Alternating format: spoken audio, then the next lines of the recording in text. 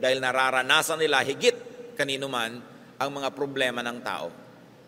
Kaya hindi dapat paghanapan ang ating mga spiritual leaders to be supermen and superwomen as if they were exempted from the ravages of life. But in fact, they are even more sensitive. The spirit that it is in the Lord sensitized them even more so they could be relevant and they could be kind and they could be good teachers. Ano naman ang maituturo ng walang pakiramdam at manhid? Paano aakayin nung sobrang laging mabuo ang loob yung mga natatakot? Paano niya uunawain ang mga nangangamba? Kaya pati ang Panginoon, sinabi, lahat ng temptation, dinanas niya upang sa pamamagitan ng anak ng Diyos, ang Diyos na espiritu at hindi physical, malalong maunawaan at maranasan ang dinaranas ng mga taong tulad natin na physical at spiritual din. Siyempre, alam ng Diyos lahat yan, pero kumbaga alam lang niya yun sa teorya kasi hindi naman talaga nangyayari sa Kanya dahil hindi siya physical. Kaya kinailangan ang Diyos sa Kanyang lalong pagpapahalaga at pag-ibig sa atin, ipinadala ang bahagi niya ang Kanyang anak na tinatawag natin upang saluhan tayo sa ating pagkalupa at pagkatao. At habang nananatili siyang nakasalo sa Diyos Ama sa langit sa pagka-espiritu, kasalo natin sa pagkalupa, kaya siya ang nagiging tulay natin na mga lupa at espiritu doon sa espiritu lamang na Diyos. Kaya dinanas ng Panginoon lahat ng pagsubok at lahat ng pasakit at hirap. At nang sa ganoon, ang Diyos Anak ay bumalik sa piling ng Diyos Ama, lalong-lalo na ngayon na nauunawa at na-appreciate ng Diyos na Espiritu ang kalagayan natin. And the Bible says, and God remembers that we are dust. At yun din ang dapat nating maalala tungkol sa ating kapwa, na yung asawa mo, yung anak mo, magulang mo, yung pastor mo, yung mga tauhan sa iyong buhay ay mga tulad mo ring lupa. At dahil doon, lumalawak dapat ang ating pangunawa, hindi ang panghuhusga sa kapwa. Bakit ginustong mamatay ng propetang ito? Samantalang napakamakapangyarihan niya, siya ay nakikisalo sa banal, kabanalan at luwalhati ng Diyos. He was a partaker of the divine nature. But why did he want to die? What factors caused such unhappiness to the point that a great man of God would die? Ang background po nito ay may napakalaking giyera, giyerang relihiyoso. It was a religious war. May bagong reyna sa bayan ng Israel, si Jezebel, foreigner. May iba siyang sinasamba, si Baal. At dinala niya sa Israel ang daan-daan na mga pare at mga propeta ng kanyang relihiyon. At isa-isa niyang ipinapatay ang mga propeta ng Israel. Nananaig ngayon ang kadiliman, nananaig ang pagsamba kay Baal at napakalaking religious war ang nagaganap. At yun ang background ng kasaysayang ating tutunghayan.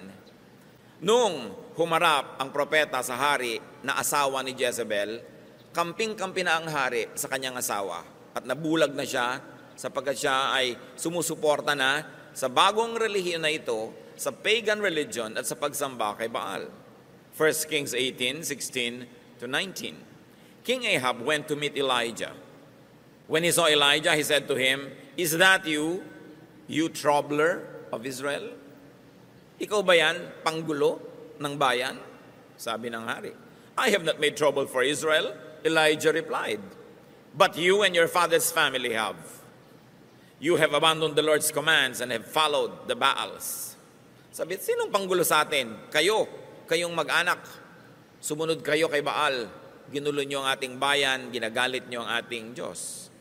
Verse 19, "Now summon the people from all over Israel to meet me on Mount Carmel, and bring the 450 prophets of Baal and the 400 prophets of Asherah who eat at Jezebel's table." So ang reyna ay tumataguyod ng 850 prophets of Baal.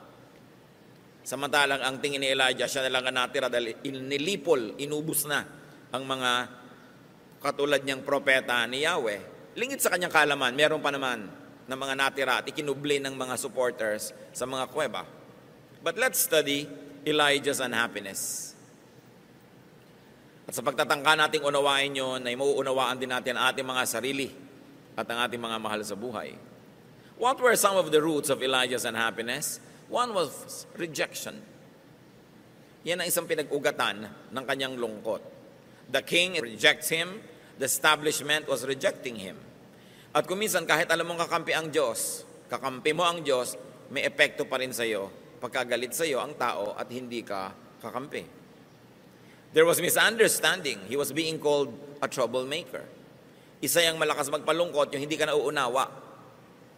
There was disconnection from the king, from the people, and from his fellow prophets. Wala siyang komunikasyon sa kanyang mga kapwa-propeta. Ang palagay niya ay siya nag-iisa na lang. And of course, there was disappointment. He was very disappointed with the king, who was supposed to be an instrument of God, but this time this king was becoming the instrument of his wicked wife, Jezebel. And he also faced a very big opponent, 850 prophets ng kabilang partido. Nakakalungkot ang mga ganong bagay. Saan mo man tingnan. 1 Kings 18:20-21. So I have sent word throughout all Israel and assembled the prophets on Mount Carmel. Elijah went before the people and said, "How long will you waver between two opinions? If the Lord is God, follow him. But if Baal is God, follow him." But the people said nothing. Ang panukala nitong si Elijah, ipunin mo ang buong bayan, tawagin mo rin ang 850 prophets ng asawa mo, magkita-kita tayo sa bundok ng Carmel. Ito isang banal na lugar kung saan napakaraming himala ang naganap at ngayon magkakaroon ng malaking showdown. Magkakaroon ng paligsahan. At inipon nga ng hari ang mga tao. At sabi nitong propeta, ano ba kayo? Parang wala kayong pagkakakilala sa ating Diyos. Kung si Yahweh ay Diyos, kung ating Panginoong Diyos ay Diyos, siya ang sambahin nyo. Ngayon, kung si Baal ang Diyos, siya ang sambahin nyo. Pero hindi pwedeng pareho. Hindi pwedeng dalawa, hindi kayo pwedeng mamangka sa dalawang ilog. Yung mga tao naman, walang kakibu-kibo. So Elijah faced silence. He probably thought it was indifference and indecision of those around. Again, he suffered disconnection. The people were not responding, walang kakibu-kibo. Nakakalungkot din yun. Dati pag nagsasalita ang propeta, enthusiastic ang response sa mga tao. Ngayon walang kakibu-kibo. Palibhasa, takot kay Jezebel. Natatakot sila. 1 Kings 18:22-24. Then Elijah said to them, "I am the only one of the Lord's prophets left, but Baal has 450 prophets." Of course, malalaman natin later na hindi naman pala precise yung akala na yon ni Elijah. Prophets are not all-knowing. They can also have some details taken wrongly. Diyos lang ang perfect, not even the prophets, not even the apostles, not even those who were close to Jesus. Kaya kung minsan may sinasabi sila, may itinuturo sila, susuriin mo rin kasi Diyos lang hindi nagkakamali. Kahit mga propeta, pwedeng may mali. Sunod ka pala ng sunod dahil propeta yon, mali pala. Kaya dapat alam mo lahat or karamihan ng katuruan para malaman mo kung alin yung, ay mali ito, hindi naman talaga siya nag-iisa may daan-daan pa na nagtatago sa kuweba. But meanwhile, we are analyzing what made him so sad. And one of that was he thought he was alone. Rightly or wrongly, he thought he was alone. Verse 23, "Get 2 bulls for us. Let them choose one for themselves, and let them cut it into pieces and put it on the wood, but not set fire to it. I will prepare the other bull and put it on the wood, but not set fire to it." So ano ngayon ang gagawin nila? Magkakaroon sila ng paghahandog, ng offering. At ang offering nila ay mga bulls, mga malalaking baka. At ang sabi nitong propeta, mauna na kayo, total marami kayo, kumuha kayo ng 2 baka, isa sa inyo, isa sa akin.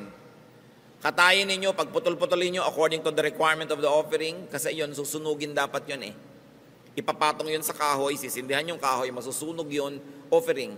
Sabi, mauna na kayong gumawa niyan. Pero ihanda nyo lang lahat, katayin nyo ang baka, putol-putulin, ipatong ninyo sa panggatong, pero huwag nyong sisindihan ang kahoy. Verse 24, "Then you call on the name of your God, and I will call on the name of the Lord. The God who answers by fire, He is God." Then all the people said, "What you say is good." Sabi, sige, itong hamon. Ihain ninyo yung inyong baka, tapos huwag niyong sisindihan ng kahoy. Tumawag kayo sa Diyos nyo. Pag biglang may umapoy, galing sa kung saan, di Diyos nyo ay Diyos. Kung sinong Diyos ang sumagot at maglalagay ng apoy dyan nang hindi tayo ang naglalagay, then siya ang Diyos. At tuwan-tuwa naman ng mga tao, wow, magandang boxing ito. No? At ringside ang buong bayan, manonood sila. But up to that point, what was Elijah's social standing? It was that of aloneness. He was alone. Parang siya lang laban sa buong bayan, laban sa daan-daang mga propeta ng kalaban, at laban sa hari at sa reyna. So there was a disconnection, and a showdown was about to happen. Talagang suspenseful ang event na ito. So, naghanda sila. 1 Kings 18:25-29. Elijah said to the prophets of Baal, "Choose one of the bulls and prepare it first." Sige, mauna na kayo, partida. Since there are so many of you, call on the name of your God, but do not light the fire. So they took the bull given them and prepared it. Then they called on the name of Baal from morning till noon and said, "O Baal, answer us." They shouted, but there was no response. No one answered. And they danced around the altar they had made. So naigawa na nila. Umagang-umaga pa lang, nagsimula na to. Nagsasayaw na sila, nagtutugtog na sila, nagtatawag na sila kay Baal. Inabot na ng tanghaling tapat, uminit na lang at lahat. Wala pang nangyayari. Verse 27, at noon Elijah began to taunt them. "Shout louder," he said. "Surely he is a god. Perhaps he's in deep sleep, or in deep thought, or busy, or traveling. Maybe he's sleeping and must be awakened." So they shouted louder and slashed themselves with swords and spears, as was their custom, until their blood flowed. Sabi ni Elijah, "Oh, lakasan niyo pa! Baka tulog. Baka nagbabiyahe. Baka pagod. Sige pa, lakasan pa." Lalo namang nilakasan nga nitong mga sumasayaw. Hanggang hiniwa-hiwa nila ang kanilang sarili para lumabas ang dugo nila na paraan nila sa pagtawag ng atensyon ng Diyos nila. Dahil pinaniniwalaan nila na gusto ng Diyos silang nakakaamoy ng sariwang dugo. So, tigmak na sila ng dugo at nabasa na yung lupa. Wala pa. Verse 29, midday passed, and they continued their frantic prophesying until the time for the evening sacrifice. Maghapon na to. Didilim na, oras na para sa tunay na oras ng pagbibigay ng mga handog sa Diyos ng Israel. But there was no response, no one answered, no one paid attention. Anong nararanasan dito ni Elijah? He experienced strife.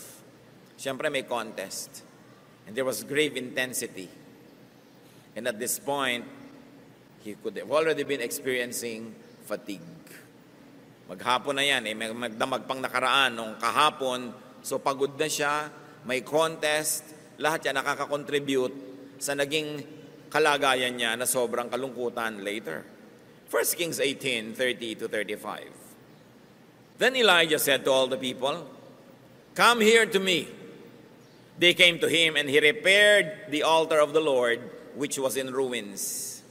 Doon niya niyaya ang mga ito sapagkat nandun sa Mount Carmel, yung dambana ng Diyos, nagiba-giba na, nilulumot na, guho-guho, dahil matagal nang walang nag-o-offering, walang nagre-repair, walang nag-aayos. Elijah took 12 stones, one for each of the tribes descended from Jacob, to whom the word of the Lord had come, saying, "Your name shall be Israel." With the stones he built an altar in the name of the Lord, and he dug a trench around it, large enough to hold 2 seahs of seed. He arranged the wood, cut the bull into pieces, and laid it on the wood. Then he said to them, "Fill 4 large jars with water, and put it on the offering and on the wood." "Do it again," he said, and they did it again. "Do it a 3rd time," he ordered, and they did it a 3rd time. The water ran down around the altar and even filled the trench. It's very cinematic. Very dramatic. Haba ang lahat ay nanonood at naglalagay ng mga band-aid sa mga sugat nila, itong mga nabigong mga propetang hiwa-hiwa ang katawan at nagdugo ay wala namang sumagot. Eto ngayon siya, dahan-dahan niyang nirepair yung altar na bato. Mga patong-patong na bato lang naman yun eh. Kumuha siya ng mga 12 malalaking bato, pinagtumpok-tumpok.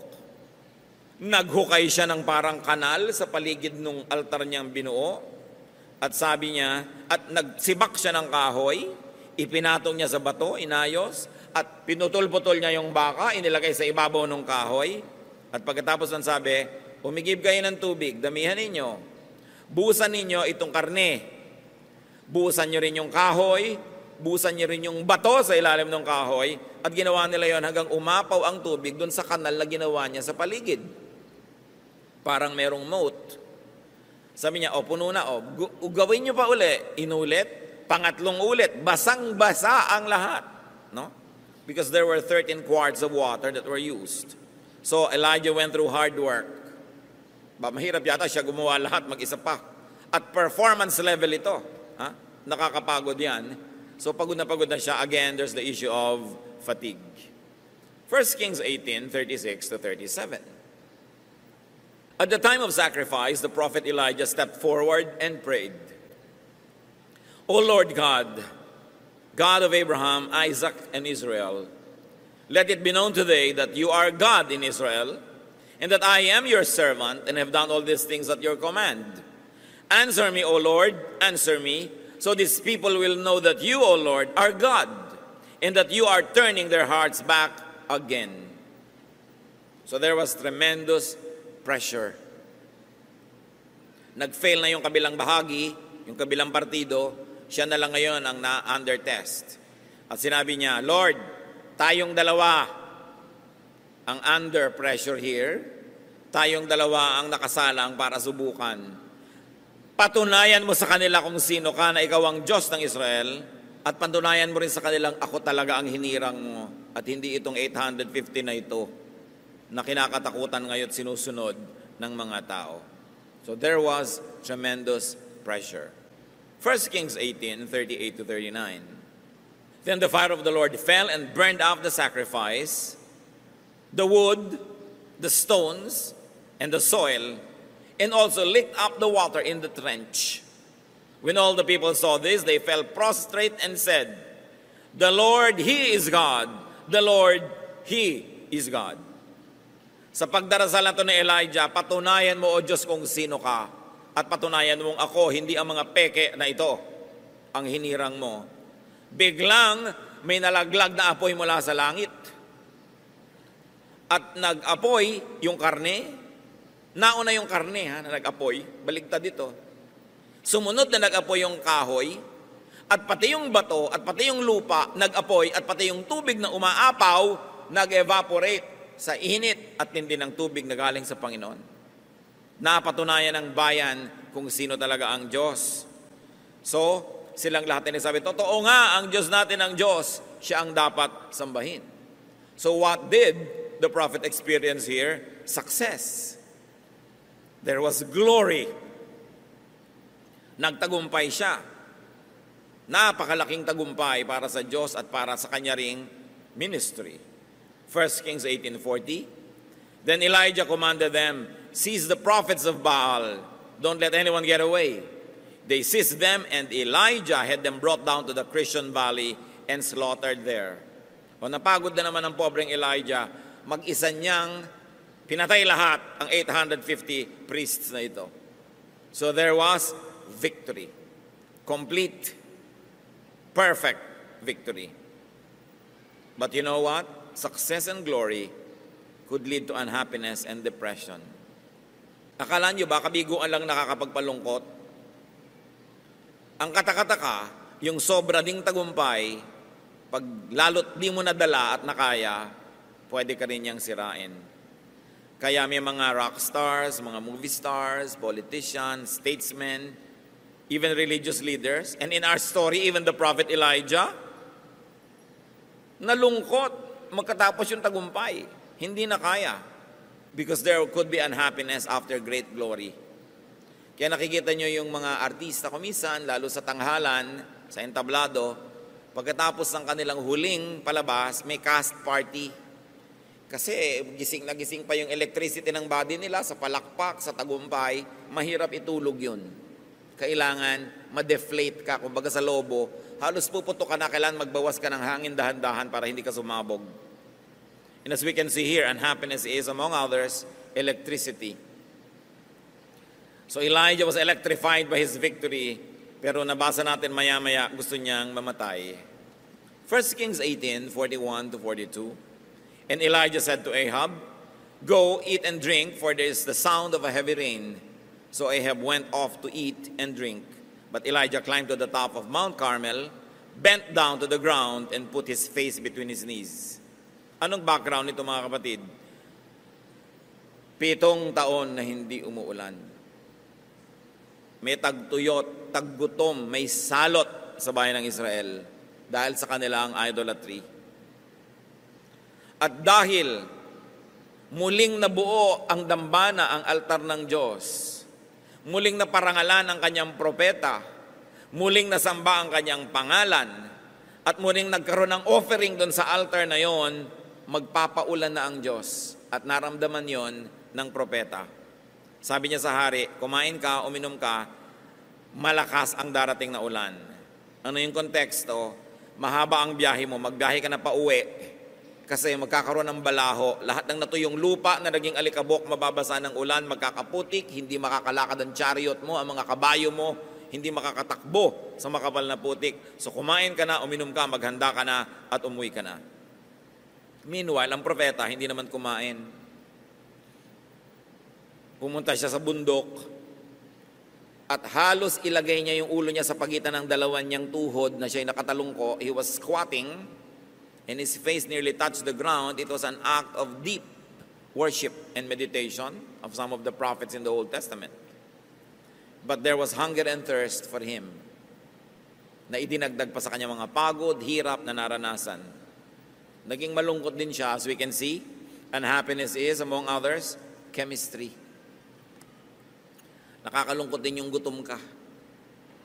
Kaya maraming mga sobrang nagda-diet na de-depress. Hindi nila alam, ba't kaya ang lungkot-lungkot ko, yung bewang ko, 22 na. No? Yung pala habang lumiliit yung bewang, pwede yan ma-depress ka kasi kulang ka na talaga sa nutrients. 1 Kings 18:43-45. Go and look toward the sea, he told his servant. And he went up and looked. There is nothing there, he said. 7 times Elijah said, "Go back." The 7th time the servant reported, "A cloud as small as a man's hand is rising from the sea." So Elijah said, "Go and tell Ahab, hitch up your chariot and go down before the rain stops you." Meanwhile the sky grew black with clouds, the wind rose, a heavy rain came on, and Ahab rode off to Jezreel. So nangyari, umulan. At nagbiyahe itong si Haring Ahab. Now, the distance between Jezreel and Mount Carmel was more or less 32 kilometers. And the Bible tells us that this prophet Elijah, after a very, very tiring day, ran ahead of the chariot and went and reached Jezreel ahead of the king. So nagtatakbo pa siya. So there was exhaustion. As you can see, happiness or unhappiness is also fatigue.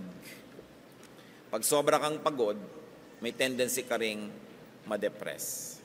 1 Kings 19:1-4, nakita si Ahab at ang kanyang asawa. Sabi siguro ni Jezebel, patay na ba si Elijah? Now Ahab told Jezebel everything Elijah had done and how he had killed all the prophets with the sword. So Jezebel sent a messenger to Elijah to say, "May the gods deal with me, be it ever so severely, if by this time tomorrow I do not make your life like that of one of them." So, nabalitaan ni Jezebel na namatay ang lahat ng kanyang mga kampon. Nagpadala siya ng mensahe dito kay Elijah. Text siya agad, "Elijah, bukas patay ka. Kung anong nangyari sa mga prophet ko, ganon din ang mangyayari sa iyo." Verse 3, Elijah was afraid and ran for his life. Nakita niyo to? Matapos yung tagumpay, yung napaka-dramatic na pagpapakilala ng Diyos kung sino siya, Elijah was afraid and ran for his life. Ngayong pang patay na yung 850 prophets, ngayong pang bumalik na ang debosyon ng Israel sa Diyos, ngayong pang siya na uli ang kinikilalang propeta, natakot at nagtago. When he came to Beersheba in Judah, he left his servant there, while he himself went a day's journey into the desert. He came to a broom tree. Bumalik na tayo sa binasa natin kanina sa simula. He came to a broom tree, sat down under it, and prayed that he might die. I have had enough, Lord, he said. Take my life. I am no better than my ancestors. So what added to the brew, there was threat to his life. Meron din naman dati na. And there was fear. Meron na rin naman dati na. Pero anong dumagdag? Kasi nagkahalo-halo na lahat. Yung tagumpay, yung takot, yung pagod, yung gutom, yung hirap, nagkahalo-halo. It was too much ministry. Kaya sabi niya, I have had too much. Nasobrahan. So pati yung propeta, nung nasobrahan, na-depress. Gusto na niyang mamatay. Ba't natin ito pinag-aaralan? Para masuri natin our own unhappiness. The roots of our unhappiness can be the same as that of Elijah's. Where did unhappiness come from? Because unhappiness can come from one, rejection. Tulad niya, pag nare-reject tayo, we can be unhappy. Lalong-lalo if you experience rejection in childhood. Lalong-lalo kung ang isang babae became pregnant out of wedlock, nire-reject kumisa ng mga lola at lola niya, ng mga kamag-anak, paabot mo yan, ipalaglag mo yan, etc., etc. So nararamdaman ng bata. At kung minsan nagkakaroon yun ng psychological effect sa kanya hanggang pagtanda. Kung tayo ay nakaranas ng rejection, ganun man o lighter ways, parang may mas maganda kang kapatid, parang siya yung paborito, parang may mas matalino kang kapatid o pinsan, siya lagi napupuri. Kung tayo ay nakaranas ng rejection, you know what you do? You can no longer change your past, but you can change your heart about it. You can change your outlook. Get over it. Tapusin nyo na yon. And the best way to get over it is to forgive people who rejected you.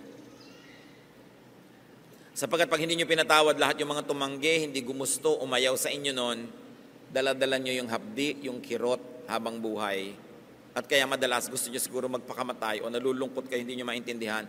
Kasi merong nakaugat sa puso nyo dapat ay bunutin, and that is sorrow and pain and bitterness. At ang mahalaga, get accepted by others now. Become more acceptable. Kung nagkulang noon ang pagmamahal sa atin ng mga tao, sikapin nyo ngayon na mamahal naman kayo ng iba, maging kamahal-mahal kayo. Mas maging maganda ang ating ugali, tayo'y makibagay, makisama, at nang sa ganon, mas matanggap tayo para makatakas na tayo doon sa hindi ako minahal noon, kawawa naman ako noon, puwera ako noon. Noon na yun eh. At sa lagay, naapektuhan ka na noong araw, hanggang ngayon maapektuhan ka pa. Bukas maapektuhan ka, next year maapektuhan ka rin, paulit-ulit ang kalugihan mo. Kailangan mong palayain na yung sarili sa tulong ng Diyos. And the best way is to forgive everyone who rejected you. And then accept as much love now, being more and more lovable. At isang magandang lesson sa atin mga kapatid, do not reject people. Lalo kayo yung magulang, kayong lolo, kayo yung lola, walang kasalanan yung bata, kung anong bakit siya nandyan, huwag nyo i-reject. Kumisan yung mga lola, naiinis doon sa manugang, yung bata ang napagdidiskitahan, rejected. Lalo kamukha ng kanyang balae. Kamukha ng balae ko itong batang to, mukhang impacto. So yung bata, walang kamalay-malay, nare-reject siya. Kung minsan naman, gustong-gusto mo yung isang manugang mo, mahal na mahal mo yung apo mo na yun sa manugang mo, ang bata sensitive. Let's not reject people. Teacher ka, don't play favorites. Basta huwag tayong mag-reject kasi alam natin, malalim ang sugat na nililikha niyan. So as much as we would like to be free from the bitterness of being rejected, let's also set people free from being rejected. Yun ang lesson na matututunan natin dito. Para hindi iibigin ninyo o nino man na magpakamatay o mamatay dahil sobrang malungkot. And of course, there was disappointment on the part of Elijah about the king and the nation. Para hindi ka laging ma-disappoint, don't expect too much. Don't expect too much. At tayo naman, tulungan natin ang ating kapwa that they don't get disappointed with us. Do what you must. Perform your duty. Do your best so people don't get disappointed in us. And what's very important is to avoid disconnection. Get connected. Allow others to connect with you. Be accessible. And you also reach out to others. Talagang totoong nilikha tayo ng Diyos na ang kaligayahan natin ay sa piling ng kapwa din natin tao at sa piling ng Diyos. Kaya hayaan natin magkaroon tayo ng connection. Another unhappiness of Elijah could have come from aloneness. So what do we learn? Have a healthy balance of solitude and company. One of life's greatest pleasures is good company. Napakayaman mo, kapatid, kung meron kang kaibigan, kamag-anak, pinsan, kapatid, whatever, na masarap kasama. Kayamanan yun. At lalo namang napakainam na ikaw ay maging dagdag na yaman sa kapwa dahil masarap kang kasama. Pero kung ikaw ay judgmental, pintasera, lagi na lang may reklamo, mahirap kang kasama, dinedepress mo ang iyong kapwa nun. And at the same time, madedepress ka rin. What about strife and fatigue? We have to learn to have peaceful relaxation and peaceful coexistence with people. Na hindi tayo nakikigyera lagi. Choose your battles para hindi ka laging maraming kaaway, kagalit, nakaka-stress yan. At kumisan, pag nagkasama-sama lahat, gusto mo na rin mawala sa mundong ibabaw. Pressure also added to his unhappiness. So we choose our battles whenever we can. Huwag kang likha ng gulo. Huwag kang pangako ng pangako. Nakaka-pressure yon. Don't be a guarantor kanino mang utang kasi sobrang pressure na nakadagan sa'yo. Kailangan matuto ka mabuhay na konti lang ang pressure. Don't say yes to every invitation. Don't accommodate everybody because you will be pressured. Pinipili mo lang yung talagang gusto mo at kung may paminsan-minsang ayaw mo pero dapat, konti lang yon, hindi marami. At isa yan sa mga dapat nating matutunan mga Pilipino, sobra kasing mababang loob tayo, sobrang mabait, to say no. Lagi na lang tayong yes, tapos ikaw yung nagdurusa. Part of the freedom that God wants to give you is for you to be free from needless pressures. At isa pa na dapat nating bantayan, glory. Victory. Pag sobra kang yumayaman, sobra kang sumisikat, sobra kang gumaganda, sobra kang nagtatagumpay, go down. Huwag ka masyadong maniwala na dakila ka. And very importantly, how do you get the pressure of glory from your shoulders? Share it with other people. Share the credit with other people, especially with God. In fact, give God the glory para hindi ikaw nagbubuhat ng glory na yon. Kasi ang kabiguan at tagumpay, pareho yung mabigat buhatin. Marami sa atin, marami ng practice sa kabiguan. Kasi mas maraming kabiguan kaysa tagumpay eh. Kaya pag nabibigo ka, nalulungkot ka lang pero hindi ka natutumba. Pero marami ang hindi nadadala at hindi nakakaya yung tagumpay. Doon sila nasisira.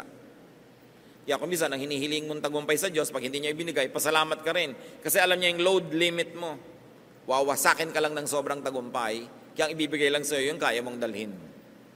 Even God's no answer is a blessing dahil alam niya ang ating kapasidad. What about his hunger and thirst? So alam na natin yung solusyon. Eat and drink properly. It's not enough to just eat or drink properly, yung tama sa'yo. Yung mga sobrang maingat nga sa katawan, kinoconsider pa nila yung kanilang blood type. Hinahanap nila kung anong bagay sa blood type nila na pagkain. Body type nila. Yung kanilang lifestyle, binabagay din nila. Hindi naman yung diet, halimbawa ni Jane Fonda, bagay sa'yo, hindi ka naman si Jane Fonda. Diba? Ikaw si Jane Punda. So si Jane Unan, iba na naman yun. Hindi kayo pwedeng pare-pareho. Kung yung ginagaya yung mga model, magkaiba naman. Tsaka yung mga model, alam nyo, lalo yung mga nakikita nyo sa TV, lumalaban ng mga bikini open. Mga 2 araw yung hindi umiinom ng tubig. Dehydrated na dehydrated para ma-define yung mga muscle nila. Walang katubig-tubig ang katawan. Kaya kadalasan, pagkalabas nila doon sa backseat, mga natutumbat na hihimatay. Kasi talaga ang pagde-deprive sa sarili para pumayat. Ba't nyo gagawin yun? Paparusahan nyo ang inyong sarili. No? So kailangan, may body type ka, may comfortable weight ka. Kung talagang yun, di yun, you cannot be somebody else. And you must not depress yourself trying to be someone else. At isa pa pang nakita natin dito kay Elijah, fear. So deal with your fears. Uproot or at least minimize if you cannot conquer your fears. Dapat yan, inilalagay sa lugar. What are more insights into the cures to unhappiness and depression according to the experience of Elijah? Nasabi na natin, dagdagan pa natin na lalong-lalong ngayon nakabase sa kanyang karanasan. 1 Kings 19, 5-8. Tuloy ang kwento. Then he lay down, matapos siya sabihin, Lord, gusto ko nang mamatay. Then he lay down under the tree and fell asleep. All at once an angel touched him and said, Get up and eat. He looked around And there by his head was a cake of bread baked over hot coals and a jar of water. He ate and drank and then lay down again. Matapos siya magreklamong hindi na niya makaya, napahiga na siya doon sa lilim ng puno at siya ay nakatulog. Pinukaw siya ng anghel, hinipo siya, tinapik-tapik at sinabing, bumangon ka muna. No? Kumain ka muna. Huwag kang matulog ng gutom. So pagtingin niya, may pagkabango-bango mga tinapay na talagang bagong bake sa kanyang ulunan at mayroon pang isang banga ng tubig. So bumangon siya, kinain niya, ininom at nahiga uli. Sa inyong mga tamad magluto, matutulog na lang ng gutom, learn this. Yung ayaw na magluto, ayaw na maghugas ng plato, itutulog na lang yung gutom, may pagkain naman. No? So learn from this. Baka marami kayong depression na galing dyan. Ito naman siya, hindi tamad. Wala lang talaga siyang pagkain, kaya pinaghimalaan. Ngayon, kung meron kayo sa bahay nyo, hindi nyo kailangan ng himala. Verse 7, the angel of the Lord came back a second time and touched him and said, get up and eat, for the journey is too much for you. So he got up and ate and drank. Strengthened by that food, he traveled 40 days and 40 nights until he reached Horeb, the mountain of God. Ministry na naman. Balik na naman siya sa dati. Samantalang kani-kanila lang gustong mamatay. Gutom lang pala. Kaya siya sobrang na-depress. Kaya dapat i-balance natin yan. Pinag-aralan natin yung unhappiness. Tingnan natin yung kabaligtaran. Bakit siya na-revive? Because happiness is a tree. Kumisan parang maliit na detalye lang sa kwento. Naglakbay siya, iniwan niya yung katulong at naglakad pa siya mag-isa maghapon. Talagang gusto niya mapag-isa para walang makapigil sa kanya. Kaya alam niyo yung mga gusto ko magpakamatay, pag hindi ka dumating dito, magpapakamatay ako. Hindi magpapakamatay yun. Yung talaga magpapakamatay, wala siyang sinasabihan para maituloy niya ang balak niya. No? Paminsan-minsan, baka rin matuloy, kayo na makiramdam. No? Kung nag-iinarte lang, yung gustong kunwari magpapakamatay. Kung minsan man, baka nga matuloy, so bahala kayo kung anong gagawin nyo. Pero nakikita nyo, yung talagang determined magpakamatay, walang sinasabihan yon. Ngayon, happiness is a tree, a shade, a comfort. Ano yan sa atin? Hindi naman lagi na lang literal na puno. Pag sobra na tayong stressed, malungkot, find your tree. Maybe it's a place. Maybe it's a condition. Maybe it's a vacation. Maybe it's a spa. No? Or a barber shop. Or shopping. Kung ano man yung tree. Nagbigay sa kanya yun ng ginhawa. No? And we should find trees in our lives. Sa katunayan, ang best tree, syempre, tao. Proverbs 17:17, a friend loves at all times, and a brother is born for adversity. Tiyakin nyo naman na kung marami kayong ipinupundar sa buhay, at least makapagpundar kayo ng mga kaibigan na talagang kapalagayang loob, nauunawa nyo at inuunawa kayo, yung pwede kanyang gisingin sa madaling araw at pwede mo rin siyang gisingin, pwede mo siyang abalahin at pwede ka rin niyang abalahin, tiyakin yung meron kayong ganun sa buhay. Kasi isang malaking kayamanan ang may ganun sa buhay. Job 6:14, the despairing man should have the devotion of his friends.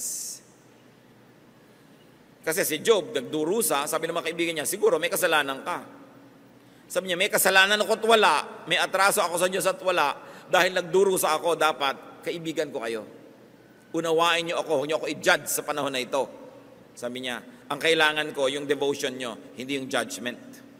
So kung meron tayong mga non-judgmental friends, at lagi nating binabaliktad yan mga kapatid, gusto nating may kaibigan, magbigay din tayo ng friendship. Gusto nating may dumuunawa sa atin, magbigay din tayo ng pangunawa. Do to others as you would have them do to you, sabi ng Panginoong Jesus. Ang Diyos, 2 Corinthians 7:6, God comforts the downcast. So napakasarap na sa Diyos kasi silong. Pero siyempre, maganda yung relasyon mo sa Kanya. Wala kang agam-agam, close kayo ng Diyos. Happiness is also rest and sleep. Nakita nyo na iba siya nung nakatulog. Ang bait nga ng Panginoon, Exodus 34:21, 6 days you shall labor, but on the 7th day you shall rest. Even during the plowing season and harvest, you must rest.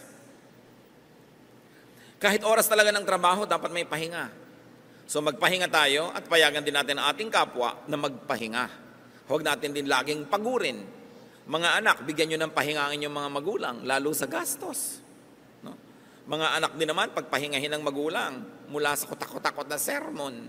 Dapat may pahinga ang tao. Hindi lang ikaw ang may pahinga, dapat nagbibigay ka rin ng espasyo sa kapwa mo na magpahinga rin siya. Kung meron kayong mga staff sa bahay, abay bigyan nyo naman ng espasyo kung saan sila matutulog. At kung talagang wala kayong espasyo, pero yung mga staff kayo sa bahay at natutulog sila sa sala, pag orasan ng tulog nila, huwag na kayo magpakalat-kalat sa sala. Huwag na kayo doon manood ng TV, magbasa at kung ano-ano, dahil kailan pa sila matutulog. So binibigyan nyo ng pahinga. At yung turo na yan, lalo kung may kapangyarihan tayo over other people, we should exercise the prerogatives of God and give people rest. Mark 6:31, then because so many people were coming and going that they did not even have a chance to eat, he said to them, come with me by yourselves to a quiet place and get some rest. Ang Panginoong Jesus, napansin niya na yung mga disipulo niya ay sobrang pagod na sa dami ng nagpapagamot, nagpapapray, nagpapakounsel. Sabi niya, teka, time out, iwan natin lahat yung pasyente, rest muna tayo, retreat muna tayo. Nakita niyo yung pag-ibig ng Diyos? Hindi lang niya mahal yung mga tao, mahal din niya yung workers. So niya, magpahinga tayo, hayaan niyo na sila. Hindi naman nauubos yung may sakit at gutom, magpahinga muna tayo. At pag nakapagpahinga na kayo, tsaka itutuloy ang ministry. Jeremiah 31:26, my sleep had been pleasant to me. And Psalm 127:2 says that God grants sleep to those He loves. So do the same. Give people around you sleep. Husbands, pag hindi kayo umuwi sa oras o kayo'y mga nasa field work, malayo, hindi makakatulog ang mga asawa ninyo, lalo meron kayong bad record. Okay? Patulugin ninyo mga asawa nyo, ibalik nyo yung kanyang tiwala, pahinga ng puso, hindi yung pag nakatalikod siya kung ano-anong mga himala ang nagaganap. Kaya tuloy, pag hindi kayo magkasama, hirap na hirap ang loob. Napakalaking pahirap yan sa mahal nyo sa buhay. Kung ang Diyos, pinapahinga tayo, dapat kayo, kung sino man yung mahal nyo sa buhay, mga anak, patulugin nyo yung mga magulang nyo. Hindi yung alauna na ng umaga, wala pa kayo. Kung minsan alana, hindi na lang alauna, talagang alana, hindi na umuwi. No? Maawa kayo sa nagmamahal sa inyo dahil nag-aalala. Hindi yung sasabihin, safe naman ako, I'm okay. Bakit ba pinoproblema mo yan? Ikaw, alam mong safe ka kasi nandun ka, kasama mo yung sarili mo. Yung hindi nakakakita sa iyo, nag-aalala. At alam niyo yung mga naghihimala, ayaw sumugod sa telepono, low bat. Low bat. Yung nawawala ka, low bat. No? Lagi na lang na walang signal. Mga ganyang mga issue. Sa Hong Kong nung araw, nung wala pang tunnel between Hong Kong and Kowloon, ang ginagawa ng mga husbands na naghihimala, nagpapakagabi sa office para maiwan sila ng last ferry. Kasi alam nila, pag kumross na yung ferry, wala nang last trip, doon na sila matutulog sa Hong Kong Island. So ano mangyayari? Lahat ng himala nagagawa na nila. Yung naghihimala, laging may dahilan yan para mawala. Pag paulit-ulit yung mga lobat na yan, yung mga kung ano-ano, bumenta na yung mga ganyang gimmick. Pero ang point natin, pag may asawa kayo, may pananagutan kayo, dapat ang ibinigay nyo sa kanyang regalo, mapayapa, matahimik ang loob, hindi nag-aalala. Napakahalaga yung pananagutan natin sa isa't isa. So you grant sleep to those you love. Hindi yung sila ay napupuyat ka iisip. Proverbs 3:24, when you lie down, you will not be afraid. When you lie down, your sleep will be sweet. So give your loved ones sweet sleep by not making them worry about you. Also, we have seen in the story that happiness is connection. First of all, with people. 2 Timothy 1:4, I long to see you so that I may be filled with joy. Talaga ang ligaya natin, pinakamalakas ng gagaling sa kapwa natin, lalo't mga mahal natin sa buhay. Kaya mga kapatid, sobrang malaking tragedy ang policy ng ating pamahalaan to export people as overseas Filipino workers. Nakakatulong pansamantala. Naiibsan ang hirap pansamantala, pero ang social cost ng paghiwalay, yung pagkakalayo-layo, lalo nang immigrate na forever, yung mga mahal sa buhay. Nagpapalaki ka ng anak, nagpapalaki ka ng mga pamangkin, mahal sa buhay, thinking kasama mo hanggang ikailibing. Yung pala, hindi ganun ang mangyayari. Dahil sa hirap ng buhay, kakahiwa-hiwalay tayo. Kaya napakalaki ng pananagutan ng ating mga politiko na nagpapaandar ng gobyerno. Kailangan isa sa mga platform nila, hindi lang tamihan ang market for overseas Filipino workers abroad. Dapat ibangon nila, palakasin ang ating bayan para hindi tayo kailangan maglayasan lahat. Dahil nagkakahiwa-hiwalay, malaking bugbog yun. Hindi lang dapat balikbayan, dapat walang alisbayan. Kung matino ang pamamalakan sa ating bansa. Ayaw nyo ba na magkaroon kayo ng mga katulong na Amerikano sa bahay? Ha? Yung iyaya mo, British, may accent, no? Ayaw mo ba na ang hardinero mo Hapon dahil gumagawa ng Japanese garden? Tayo na lang ba lagi kagawa nun? Bagamat hindi naman yun masama. Kadakilaan nga. Pero hindi dapat policy pang matagalan yan because of the tragedy of separation. Ang sarap na kasama mo sa buhay ang yung mga minamahal. Kaya huwag kayong laging humahanga sa mga politiko na nagpaparami ng market for Filipinos abroad. Dapat gumawa sila ng market dito. Dapat ang mga tao hindi na aalis para lang mabuhay. Kailangang baguhin yung pamamaraan dahil sobra na ang lungkot na ibinibigay sa bawat isang tao niyan. Sabi sa Proverbs 27:10, "Do not forsake your friend and the friend of your father, and do not go to your brother's house when disaster strikes you. Better a neighbor nearby than a brother far away." Ipinapakita yung halaga na nagkikipagtulungan ka sa iyong kapitbahay. Kasi kung nakatira ka sa malayo sa iyong mga kamag-anak, dapat yung kapitbahay mo, parang kamag-anak mo yun. Kaya makipagkapwa ka. At huwag mong kakalimutan, kahit yung kaibigan ng tatay mo, naging ganyan ka dahil yung tatay mo, sinuport ka, pero hindi mo alam, may kaibigan pala siyang nag-support din sa kanya. Sabi, tatanaw ka ng utang na loob, maging sa mga kaibigan ng iyong magulang. Kailangan mahalaga yan. And of course, if connection with people is very good, lalo naman yung connection with God. Acts 17:26-28. God determined the time set for them and the exact places where they should live. God did this so that men would seek Him and perhaps reach out for Him and find Him, though He is not far from each one of us. For in Him we live and move and have our being. So at the very least, huwag natin kakalimutan, nakatira ang Diyos sa atin, ang Espiritu ng Diyos ay nasa atin, hindi siya malayo because God lives in us. And what happened to Elijah? He received an angelic touch. An angel touched him twice. Connectedness is important. So we touch people, we allow people to touch us, and very importantly, we touch God and we allow God to touch us. Luke 5:13, Jesus reached out His hand and touched the man. "I am willing," He said, "be clean." And immediately the leprosy left him. Luke 6:19, and the people all tried to touch Him because the power is coming from Him and healing them all. The healing power of touch. Kahit hindi ikaw si Jesus, hihimasin mo lang, hahagurin mo lang ang mahal mo sa buhay, yung nalulungkot, kahit wala kang sabihin, nakakapagpagaling yun. Mark 5:28, the bleeding woman thought, if I just touch His clothes, I will be healed. Touch people and allow people to touch you, not only physically, but very importantly, emotionally. What other source of happiness is there? Counsel, words, conversation. Kung ang salita ay nakakasakit, ang salita ay nakakapagpagaling din. Kaya napakahalaga na nag-iingat tayo sa ating pananalita, pero ang mahalaga, meron tayong kausap, lalo kung tayo ay nalulungkot. Hebrews 10:25, let us not give up meeting together, as some are in the habit of doing, but let us encourage one another. Be sensitive when people need you, not only when you need them. Lalo yung mga text na, musta? Every text is a cry for help. Pag may nagte-text, reaching out lang yan. Baka nalulungkot, baka naiinip. Ikaw naman, okay, bye. Pag may nagmumusta, okay, ikaw, kumusta ka? And then, encourage conversation.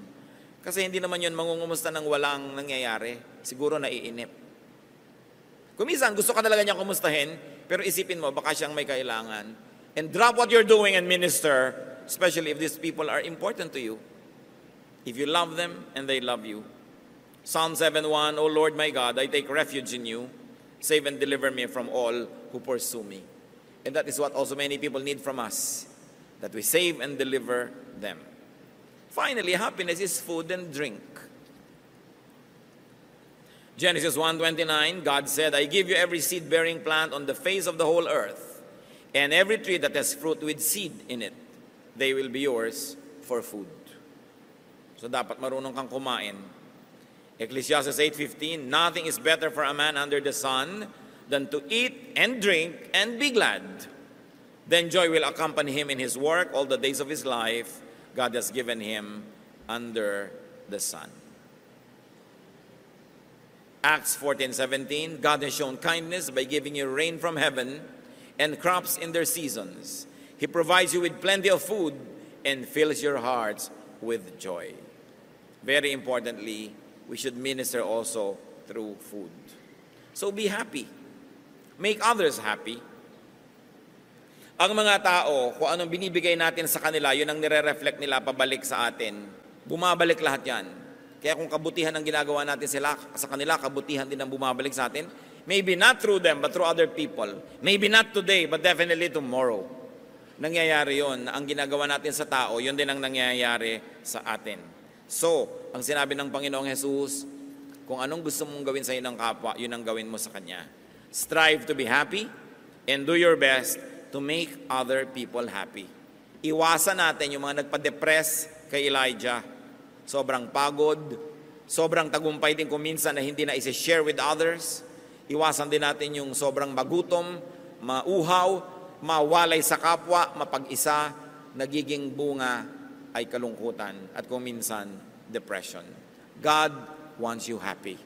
Panginoon, salamat sapagkat kayo concerned sa amin at marami kayong iniwang mga lesson sa Biblia para aming kapulutan ng aral. Turuan niyo po kami na matuto, pag-aralan ng aming mga kalungkutan at kalungkutan ng mga mahal namin sa buhay at sa aming Panginoon na learning from you and from your wisdom, may life find us happier and we may make other people much happier. Pagbulay-bulayan natin sumandali sa tahimik na pananalangin ang iba pa mga personal application